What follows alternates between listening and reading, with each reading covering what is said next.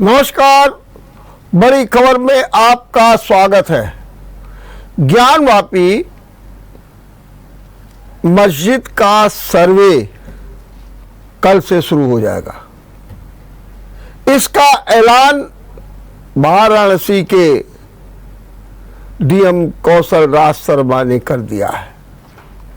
कौशल राज शर्मा ने आज सुबह मुस्लिम पक्षकारों के साथ अहम बैठक की और बैठक के बाद ये ऐलान किया कि कल से ज्ञानवापी का सर्वे शुरू हो जाएगा। वहीं आज ज्ञानवापी में काफी गहमागहमी रही। जुमे की नमाज पर भारी भीड़ एकत्र हुई।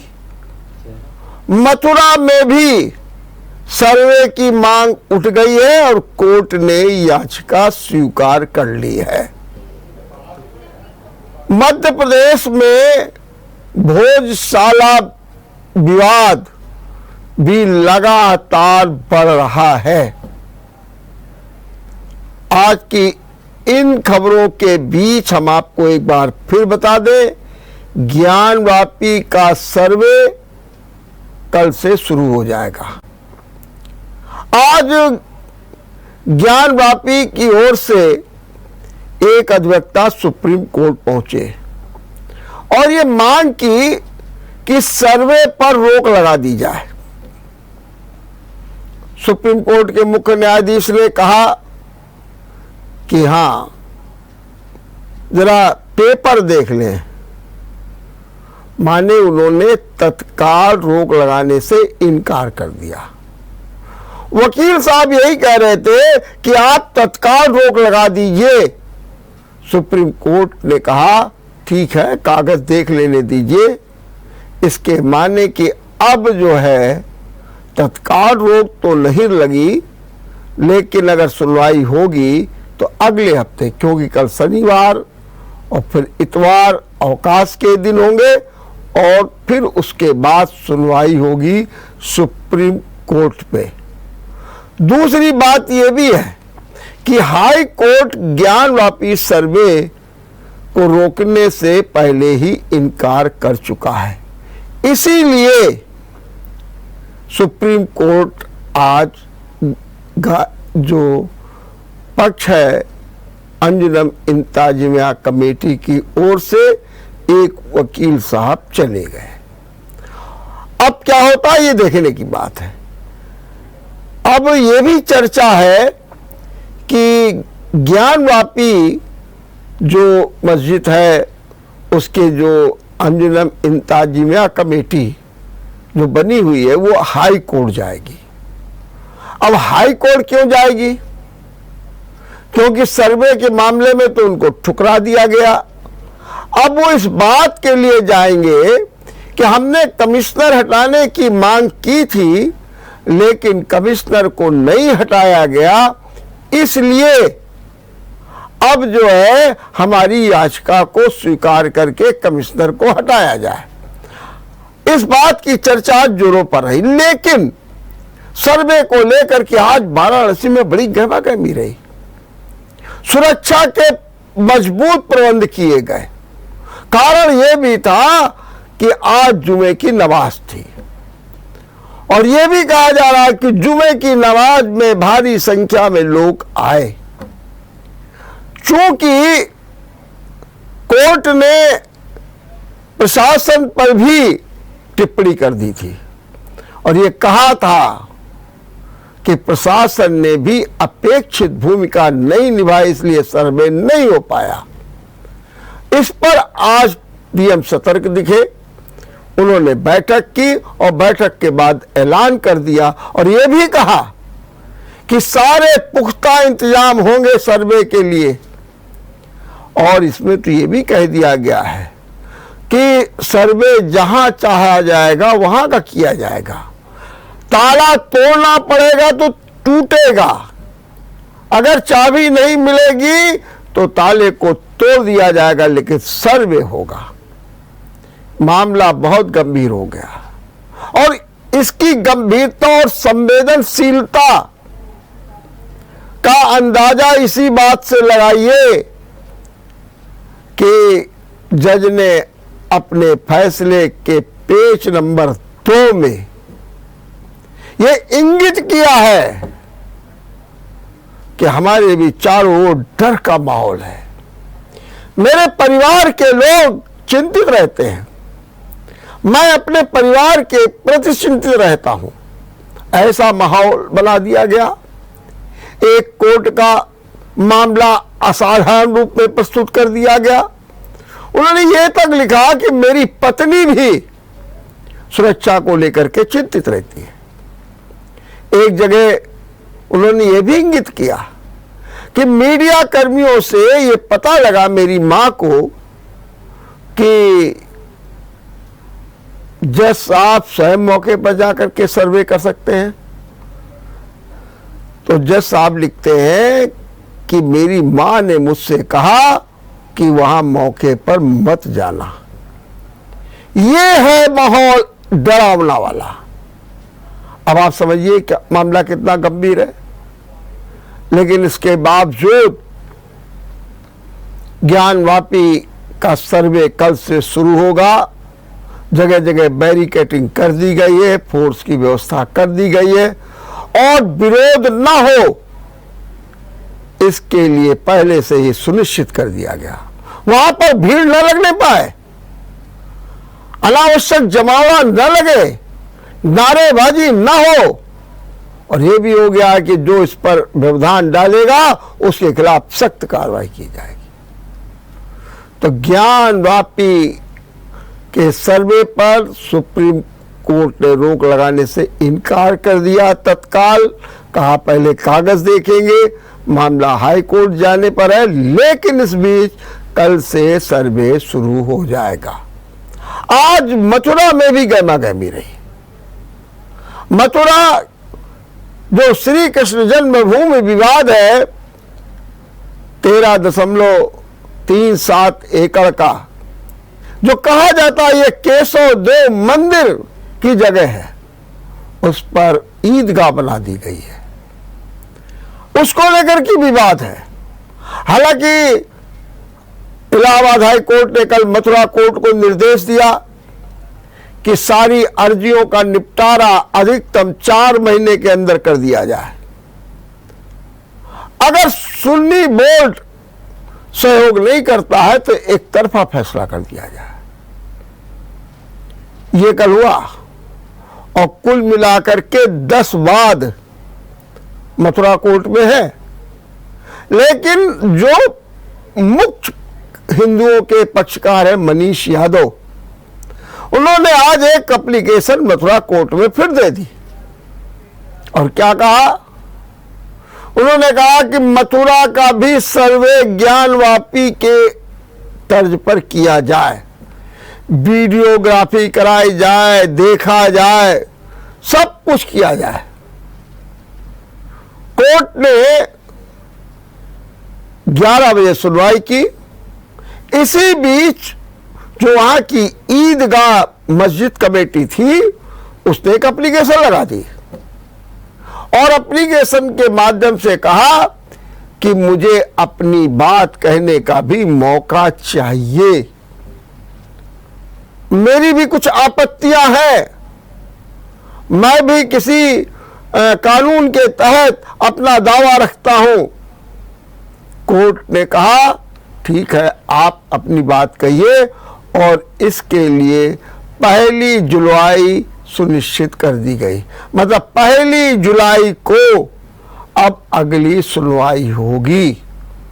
तो मथुरा का मामला ये, ज्ञानवापी वाराणसी, और एक तीसरा मामला मध्य प्रदेश के धार का है। धार का, धार जिले में एक भोजशाला है और भोजशाला में वाग देवी माने सरस्वती देवी की पूजा होती है। वहीं पर कमल मौला मस्जिद भी बन गई है। हिंदू पक्ष कह रहे हैं कि मुझे सरस्वती जी की पूजा करने की अनुमति तो हो, साथ में जो ये जुमे की नमाज पढ़ी जाती इस पर रोक भी होनी चाहिए। खाली करा दिया जाए हमारा भोजशाला। लड़ाई बहुत तेज है। कल ये मामला इंदौर के हाई कोर्ट में पहुंच गया और इंदौर के हाई कोर्ट ने कल सेंट्रल गवर्नमेंट, पुरातत्व विभाग और साथ में मध्य प्रदेश सरकार को नोटिस जारी कर दिया। बताइए आपका क्या कहना है जो ये दावा किया गया है कि भोजशाला में मां सरस्वती की पूजा होती है। सवाल बड़े खड़े हो रहे हैं। और वही और जो कमल मौला मस्जिद के इंतजामिया कमेटी के लोग हैं वो क्या कह रहे हैं? उनका कहना ये है कि ये तो मस्जिद है, यहां पर कुछ नहीं है। बल्कि भोजशाला में एक नया विवाद शुरू हो गया।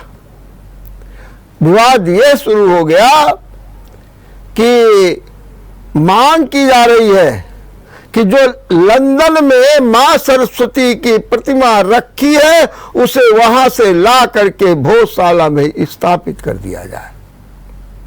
ये भी मांग उठी है।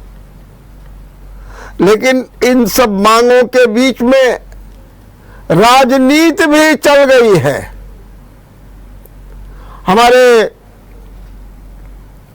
जो मंत्री हैं, जल शक्ति मंत्री स्वतंत्र देव सिंह, जो भाजपा के प्रदेश अध्यक्ष भी हैं, ने आज बरेली में एक बयान दे दिया। उनका कोई खास बात नहीं है, कानून अपना काम कर रहा है और हिंदू मुस्लिम सब बिल्कुल विकास के कार्य में आगे लगे हैं। किसी भी प्रकार का उत्तर प्रदेश में माहौल खराब नहीं है।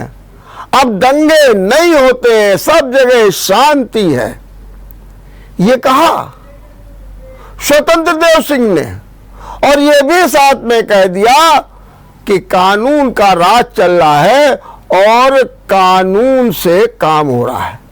लेकिन उनके सहयोगी जेडीयू, जनता दल यूनाइटेड, जिनके साथ में बीजेपी मिलकर के बिहार में सरकार चला रही है, उनके नेता केसी त्यागी ने तो बड़ा जबरदस्त विरोध कर दिया।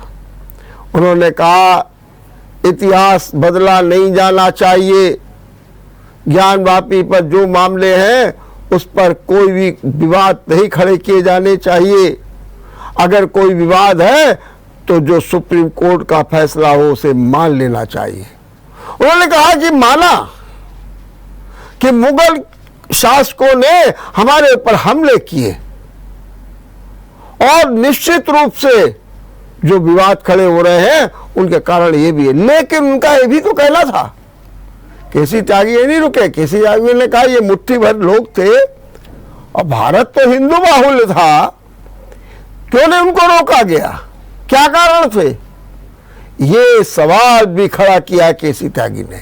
इससे एक बार फिर राजनीति गर्मा गई है और बिहार में जो कुछ चल रहा है वो ठीक नहीं चल रहा है। केसी त्यागी के इस बयान से एक बार फिर बिहार सरकार पर सवाल या निशान लग गया है। हम लेते हैं यहाँ पर एक छोटा सा ब्रेक। ब्रेक के बाद आपका एक बार फिर स्वागत है। हम आपको एक बार फिर बता दें, ज्ञानवापी सर्वे कल से शुरू होगा। सुप्रीम कोर्ट ने रोक लगाने से तत्काल इनकार कर दिया। मथुरा कोर्ट में आज श्री कृष्ण जन्मभूमि के सर्वे की याचिका स्वीकार कर ली गई है। 1 जुलाई को सुनवाई होगी। भोजशाला में भी सियासत गरमा गई है और जेडीयू ने इतिहास बदलने पर कड़ा विरोध किया है।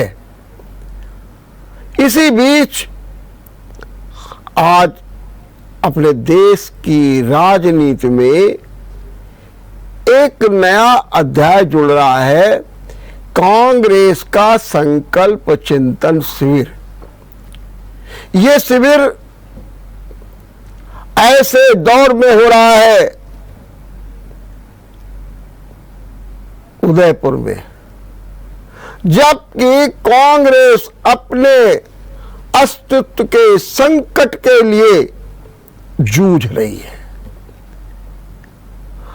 हालांकि कांग्रेस के पहले भी चिंतन शिविर करती रही है, बुलंदशहर में भी किया था, जोधपुर में भी किया था, शिमला में भी किया था, लेकिन शिमला का ही चिंतन शिविर कामयाब रहा और सब जो शिविर थे वो फेल हो गए। लेकिन ये शिविर ऐसे समय पर हो रहा है जब लग रहा है कि क्या होगा कांग्रेस का भविष्य किधर जाएगा। लगातार हार हो रही है और हार ही नहीं हो रही है, हालात बड़ी दयनीय हो गई है। प्रचंड बहुमत पाने वाली कांग्रेस आज दहाई में सिमट करके रह गई है। राज्यों में तो लगातार सफाया होता चला जा रहा है। अब उसके सामने चुनौती है कि इस साल जो चुनाव हो रहे हैं गुजरात में, हिमाचल में, तेलंगाना में, कैसे निपटा जाए। अगले साल चुनाव होने जा रहे हैं विभिन्न राज्यों में, वहां कैसे मुकाबला किया जाए, जिनमें मध्य प्रदेश भी प्रमुख है। ऐसी चुनौतियों के साथ आज उदयपुर में कांग्रेस का चिंतन शिविर शुरू हो गया। अब देखिए, कांग्रेस के सामने 6-7 प्रमुख चुनौतियां हैं। नंबर 1, जो ये सरकार एनडीए की है, इससे कैसे मुकाबला किया जाए, क्या किया जाए, कौन सी नीति बनाई जाए। एनडीए ने जो अपना एक वैभव बना रखा है किसी भी योजना के तहत, उससे कैसे मुकाबला किया जाए। कांग्रेस का जो संगठनात्मक ढांचा ध्वस्त हो गया, उसको कैसे मजबूत किया जाए। भाई, जब कांग्रेस मजबूत होगी तब आगे स्थितियां बनेगी।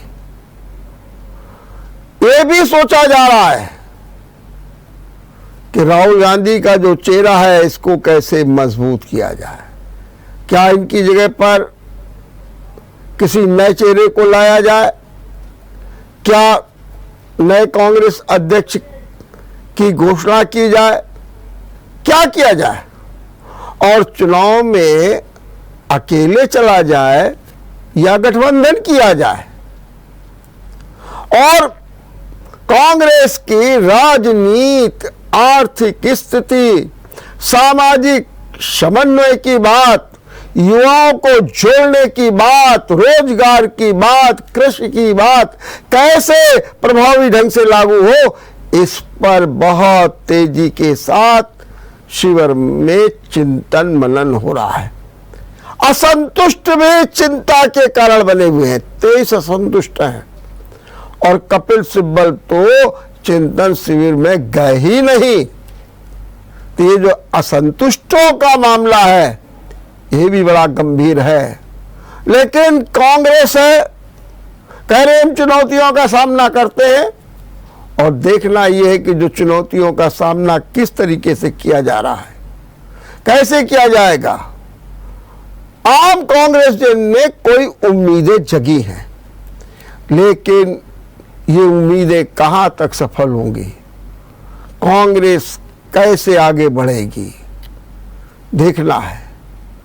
और कांग्रेस को एक सशक्त भूमिका में विपक्ष की कैसे आना है, ये भी देखना है। देखते रहिए बड़ी खबर। नमस्कार।